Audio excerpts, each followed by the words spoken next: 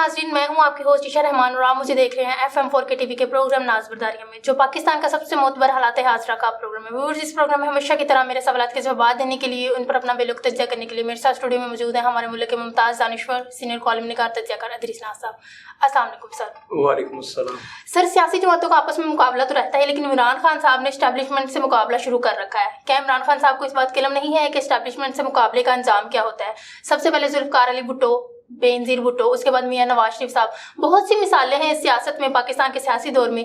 तो आप क्या कहते हैं, क्या इमरान खान साहब जो एस्टैब्लिशमेंट से ये मुकाबला कर रहे हैं, इसका इनको अंजाम का पता भी है? अगर नहीं भी पता तो आप उनको क्या एडवाइस करते हैं सबके बारे में? ईशा, पहली बात तो ये कि ये जो फेम का नशा होता है, ये बहुत बुरा नशा होता है। इमरान खान साहब को उसका नशा है। वो उन्होंने क्रिकेट शुरू की और अभी तक इमरान खान साहब उस शहर से निकले, जितने ये फेमस थे अपने क्रिकेट के दौर में, जो इन्हें फेम मिला वो किसी और को नहीं मिला। क्रिकेट में अभी तक किसी को नहीं मिला। इमरान खान साहब मतलब जिन उस वक्त की जो लेडी डियाना थी या बड़ी बड़ी सेलिब्रिटीज जिनके साथ लोग एक तस्वीर बनवाना बहुत बड़ी बात समझते थे, वो उनकी ख्वाहिश होती थी कि इमरान खान साहब हमारे साथ डिनर करें, और इससे आगे की भी उनकी ख्वाहिशात थी। तो इमरान खान साहब वो थे, आप इंडिया की बड़ी बड़ी स्टार्स को देखें, वो इमरान खान साहब के पीछे पागल थी।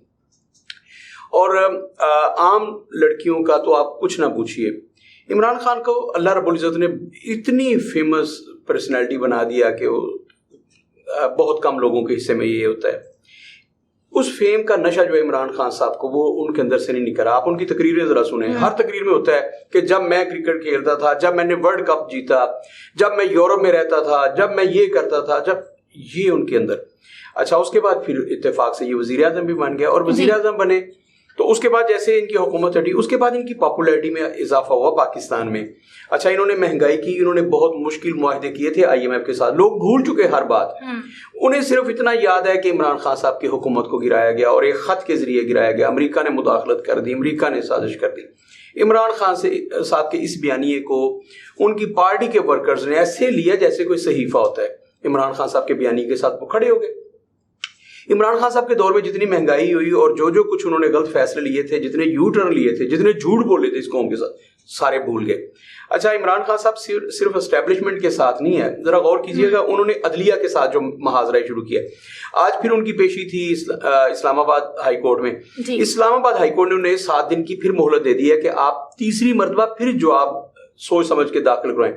असल में आप देखिए, अतर मिन्नल्लाह साहब, chief justice Islamabad high court, वो चाहते ही हैं कि इमरान खान साहब माजरत करें, माफ़ी मांगे और कहें कि मैं अपने किए पे शर्मिंदा हूँ, मैं माफ़ी चाहता हूँ, अदालत मुझे गैर मशरूत तौर पर माफ़ कर दे, और अदालत उन्हें गैर मशरूत तौर पर माफ़ कर दे। ये तीसरी दफ़ा अदालत उनसे बयान ले रही है। अच्छा, इमरान खान साहब को इस बात का पता है, उनके वकील हामिद अली खान साहब को इस बात का पता है कि अदालत क्या चाहती है। अदालत उन्हें सजा नहीं देना चाहती, लेकिन इमरान खान साहब चाहते हैं मुझे सजा दें।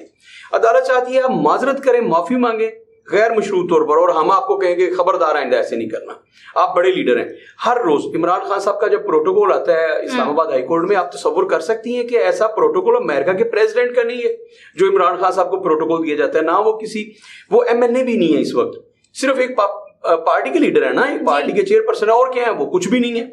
अच्छा, ये अलग बात कि उनकी पार्टी की हुकूमत किसी इत्तेहादियों के साथ मिलकर पंजाब में, और उनकी पार्टी जो है वो बरसर इक़्तिदार है खैबर पख्तूनख्वा। लेकिन इमरान खान साहब इस वक्त कुछ भी नहीं है, ना वो वजीर है, ना मशीर है, ना वो MNA भी नहीं है, MPA भी नहीं है, कुछ भी नहीं है वो। लेकिन उनका प्रोटोकॉल जो है वो इस वक्त सदर पाकिस्तान को भी वो दस्तयाब नहीं है।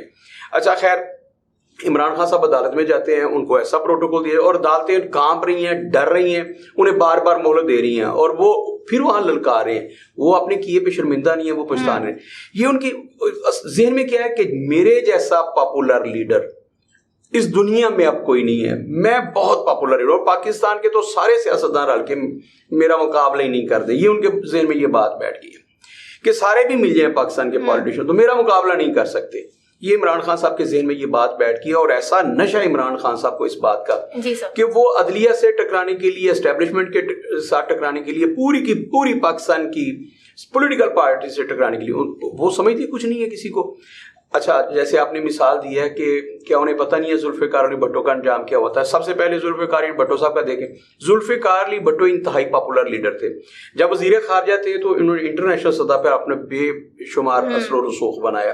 اچھا پھر وہ وزیر اعظم پاکستان بن جاتے ہیں. وزیر اعظم پاکستان بنتے ہیں تو اس سے پہلے اپنی سیاسی پارٹی بناتے ہیں. پیپلز پارٹی جب مارز وجود میں ہے یہ لوگ پاگل ہو گئے تھے.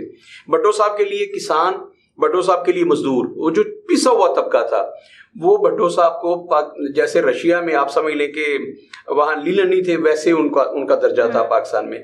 تو لوگ ان کے ایک اشارے پر جانے دینے کے لیے تیار تھے. اپنے جسم پہ تیل چھڑک کے, پیٹرول چھڑک کے آگ لگانے کے لیے تیار تھے. یہ بھٹو صاحب کے لیے تھا. بھٹو صاحب کو نشہ ہو گیا اس پاپولیرٹی کا, انہیں بھی اس فیم کا نشہ ہوا. بھٹو صاحب کا جو بھی کیس تھا خیر عدالت میں گیا, ٹرائل ہوا, انہیں سزائے موت ہو جاتی ہے. تو بھٹو صاحب آخری دم تک یہ سمجھتے تھے کہ مجھے کیسے سزائے موت دی جا سکتی ہے, میں تو اتنا پاپولر لیڈر ہوں, لوگوں نے ابھی جیل توڑنی اور مجھے باہر لے جانا ہے. وہ سزائے موت ہوئے. محترمہ بی این زیر بھٹو اس کے بعد آئی ہیں. محترمہ کو 2 ایڈوانٹیج ملے. ایک تو بھٹو کی بیٹی ہونے کا, پیپلز پارٹی کی چیئرپرسن. دوسرا انتہائی انٹیلیجنٹ خاتون تھی اور مطلب ان میں بہت ساری کوالٹیز, جتنی کوالٹیز کسی لیڈر میں ہونی چاہیے وہ محترمہ بی این زیر بھٹو میں موجود تھیں. بہت بلاک اسپیکر تھیں, انتہا کی, مطلب ان کو ڈبیٹ کرنا آتا تھا اور ٹیبل ٹاک کی وہ ماسٹر تھیں. ان میں بہت ساری کوالٹیز تھیں. اور پاکستان میں جو 3 لوگ جو باہر جا کے لیکچر دیتے رہے ہیں ان میں ایک محترمہ بی این زیر بھٹو اور ہمارے پرویز مشرف صاحب تھے. تو محترمہ جو تھی, تیسری عمران خان صاحب خود ہے.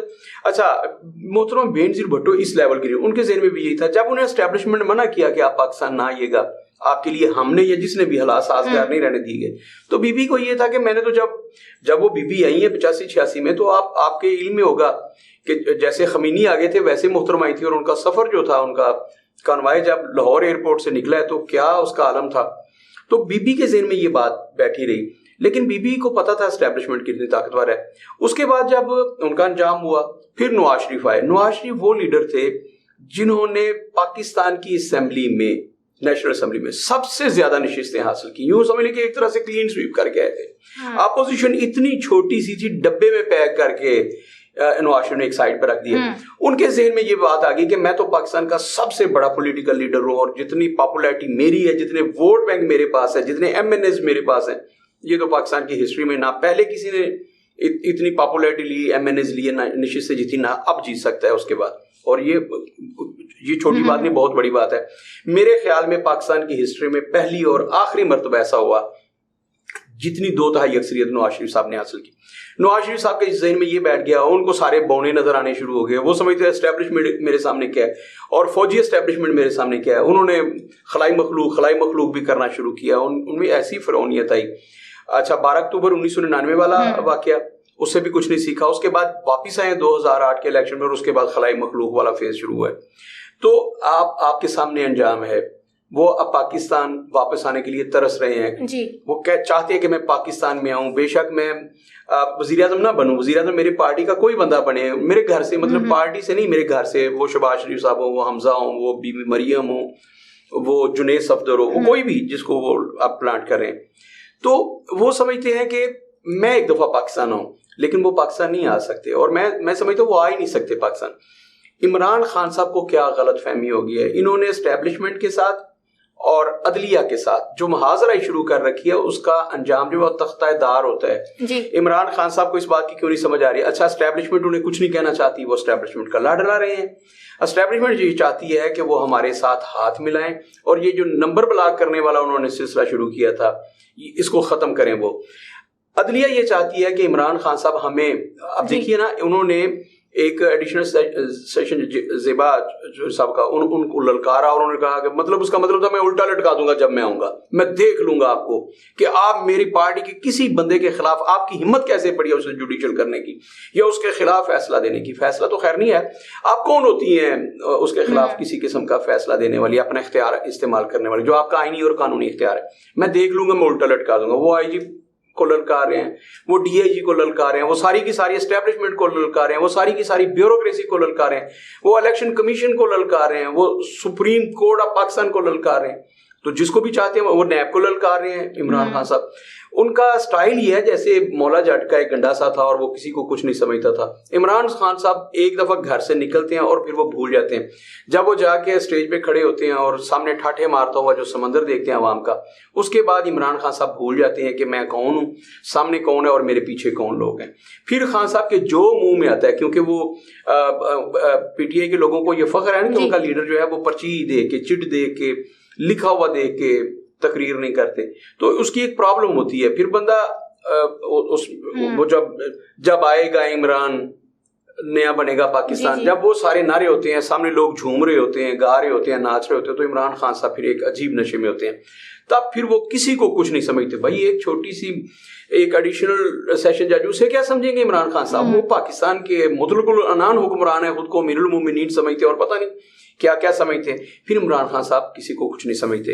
اچھا عشاء, ہم اس کا کنکلوژن نکالتے ہیں کہ عمران خان صاحب, میں بار بار کہہ رہا ہوں, ہر پروگرام میں کہہ رہا ہوں, یہ پاکستان کی خوش قسمتی ہے کہ ہمیں اس لیول کا لیڈر ملا ہے جس کی اتنی پاپولیرٹی ہے. جو لیڈر چاروں صوبوں میں یکساں مقبولیت رکھتا ہے وہ قومی لیڈر ہوتا ہے. عمران خان کو اتفاق سے سندھ سے لے کر خیبر پختونخوا کے آخری کارنر تک, گلگت بلتستان تک, کشمیر تک, ہر جگہ پہ لوگ محبت کر رہے ہیں. بلوچستان میں عمران خان صاحب سے لوگ محبت کر رہے ہیں, پنجاب میں ان سے چاروں صوبوں میں, کشمیر میں عمران خان صاحب کی اس وقت توتی بول رہی ہے, ان کے سامنے کوئی سیاستدان ٹک نہیں رہا. عمران خان صاحب کو یہ سوچنا چاہیے کہ ایسے لیڈر صدیوں کے بعد پیدا ہوتے ہیں جن کو عوام اس قدر پذیرائی دیتے ہیں. اب وہ کیا چاہتے ہیں؟ وہ بھٹو ثانی بننا چاہتے ہیں. انہیں اگر وہ ان کی پارٹی کے لوگ کہتے ہیں کہ یہ قائد اعظم ثانی ہے, تو بھائی قائد اعظم ثانی کا آپ انجام دیکھ لیں. انہوں نے تو کوئی غلطی نہیں کی تھی پوری زندگی میں. ایسا عظیم شخص, اور ہوا کیا تھا, وہ پہلے گورنر جنرل آف پاکستان, مطلب اس وقت بنگلہ دیش ہمارے ساتھ تھا. بنگلہ دیش 1971 میں جدا ہوا. اچھا, بنگلہ دیش پاکستان کا حصہ تھا, ایک ہمارا یونٹ تھا. اتنا بڑا پاکستان, اتنی بڑی اسٹیٹ, اتنی بڑی ریاست, اور اس کے وہ گورنر جنرل ہیں, یعنی کہ سارے یونٹ کو وہ دیکھ رہے ہیں. اس وقت صدر کا تو عہدہ نہیں ہوتا تھا نا, گورنر جنرل ہوتا تھا, صوبوں میں گورنر ہوتے تھے. تو ذوالفقار علی قائد اعظم رحمۃ اللہ علیہ پورے ملک کے گورنر جنرل ہیں, اور ان کو ہارٹ اٹیک ہوا, جو بھی ہوا ان کے ساتھ, ان کی طبیعت بگڑی ہے. انہیں جو ایمبولینس دی گئی اس میں پیٹرول نہیں ہے. کبھی سوچئے گا کیا ایسا ممکن ہے کہ عمران خان صاحب کو یا کسی کو ایسی ایمبولینس دی جائے؟ تو کتنی بڑی سازش ہوئی. تو انہیں عمران خان صاحب کو کیا, اگر مجھے اس ہسٹری کا پتہ ہے کہ اس ملک میں قائد اعظم بانی پاکستان, جنہوں نے یہ ملک بنایا تھا, اور جن کے ایک اشارے پر پوری کی پوری مملکت اسلامیہ ہل سکتی تھی اور سب کچھ ہو سکتا تھا, اور پاکستان کے سارے عوام جان دینے کے لیے اس وقت بھی تیار تھے, آج بھی تیار ہیں, ان کے نام پر مر مٹنے کے لیے تیار ہیں. اب قائد اعظم تو نہیں ہے, لیکن آپ ان کے نام پہ لوگوں سے جان مانگے, لوگ نذرانہ سب سے پہلے میں دینے کے لیے تیار ہوں, وہ اتنی بڑی شخصیت ہے. تو قائد اعظم کا انجام, پھر آپ نے ذوالفقار علی بھٹو کا بتایا. اچھا, پرویز مشرف سے زیادہ با اختیار کون آئے گا اس ملک میں؟ وردی بھی پہنی ہوئی تھی اور وہ پریزیڈنٹ بھی تھے. سپریم کورٹ نے کہا تھا کہ جناب یہ وردی کے ساتھ پریزیڈنٹ, اور یہی پرویز علیہ صاحب نے کہا تھا کہ ہم 100 مرتبہ ان کو اسی وردی کے ساتھ, اسی یونیفارم کے ساتھ ہم منتخب کروائیں گے صدر پاکستان. تو وہ ایسے مکہ لہرایا کرتے تھے, اتنی طاقت. آج ان کا حشر دیکھیں, وہ بندہ اپنی سانس نہیں لے سکتا اپنی مرضی سے. ٹھیک ہے, تو یہ ساری چیزیں عمران خان صاحب کو کس غلط فہمی کا شکار کر دیا ان کی پاپولیرٹی نے. عمران خان صاحب ہوش کے ناخن لیں. یہ ملک ہے, اس کا نام اسلامی جمہوریہ پاکستان ہے, لیکن اتفاق کے ساتھ اسلامی جمہوریہ پاکستان جو ہے وہ جس پیٹرول کے ساتھ چلتا ہے وہ آمریت کا ہے. تو عمران خان صاحب کو کون سی غلط فہمی ہوگی ہے؟ سنیے, وہ کوئی بھی حکومت ہو, میں نہیں کہتا کہ آمریت اس میں مداخلت کرے, ہم ڈکٹیٹرشپ کے میں تو سخت خلاف ہوں, لیکن اتفاق سے آپ لوگوں نے, عمران خان صاحب نے اور باقی سارے پولیٹیکل پارٹیز نے, وہی تھے نا بھائی. ان کو لایا کون ہے, پلانٹ کس نے کیا؟ آج بھی یہی کہا جاتا ہے نا کہ اس وقت کے آئی ایس اے کے جو جنرل پاشا صاحب اور فیض عمیسہ وغیرہ وغیرہ, انہی کے نام لیے جاتے ہیں کہ انہوں نے عمران خان کو بنایا. تو عمران خان صاحب کو اب غلط فہمی کیا ہوگی ہے؟ جن لوگوں نے آپ کو بنایا, جن کے بارے میں آپ کہتے ہیں کہ نواز شریف کو فلاں نے بنایا, ضیاء الحق صاحب نے بنایا, اور فلاں کو فلاں, تو بھائی آپ کس غلط فہمی کا شکار ہیں؟ جو آپ کو بنا سکتا ہے وہ آپ کو مٹا بھی سکتا ہے. اور پھر جو اداروں کا احترام کی بات ہوتی ہے, جیسے انہوں نے ایک ایڈیشنل سیشن جج صاحبہ کے خلاف, جس کا توہین عدالت کا کیس چل رہا ہے, عدالت نہیں چاہتی انہیں سزا دینا. میں بار بار کہہ رہا ہوں, عدالت نہیں چاہتی. اب دیکھیے کہ یہ کورٹ نے مجھے آ کے بتایا, موڈ کی سمجھ آتی ہے نا, کہ عدالت جو انہیں بار بار موقع دے رہی ہے, بار بار موقع دے رہی ہے.